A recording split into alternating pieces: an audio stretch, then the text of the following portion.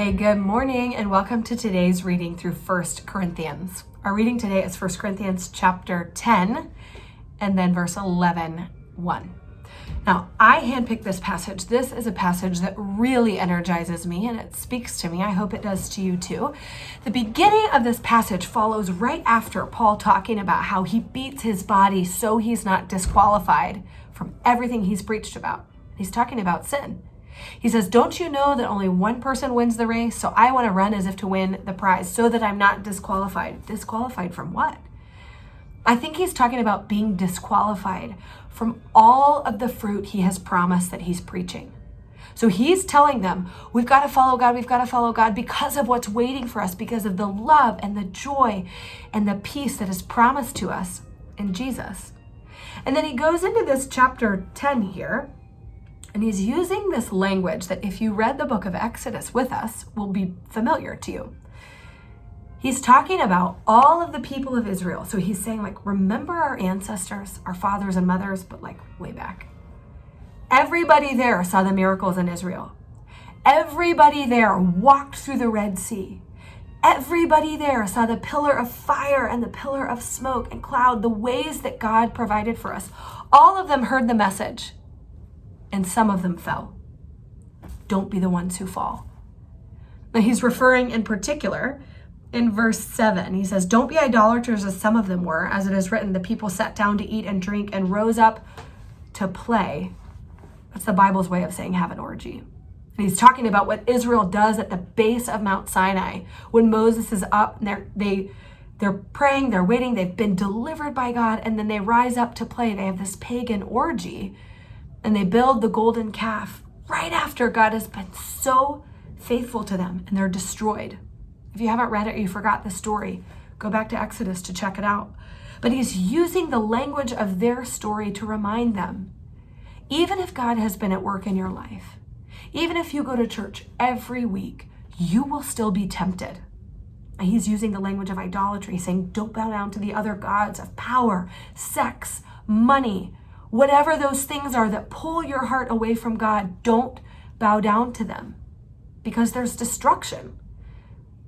You know, I think it's easy when we think about sin to think about the immediate reward, to think about what will feel good right now. But consider the life of somebody in their 70s and 80s. What's true of somebody who has been faithful all the way through to 70 and 80? Their life looks so different than those of us who have lived by what feels good right now. When we're considering the right way to live, we can't just look at right now. We have to look at the long game because that's where God lives. God lives in the long game, in the transforming of our hearts and minds. So let's focus then on verse 12. He's just talked about Israel's behavior, all of those who experienced God's supernatural deliverance. Even they fell when they bowed down. He says, therefore, let anyone who thinks that he stands take heed lest he fall. He's saying, don't think you're invincible.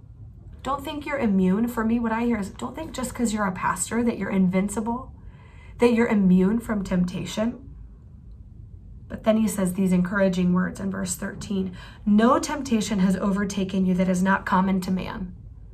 There is nothing that will tempt you that has not already been faced. All of these lies, these temptations, these things that lure our hearts away from God have been around forever. But God is faithful, and he will not let you be tempted beyond your ability. But with the temptation, he will also provide the way of escape that you may be able to endure it. Therefore, my beloved, Paul's writing with love because he loves us and he cares about us. Flee from idolatry.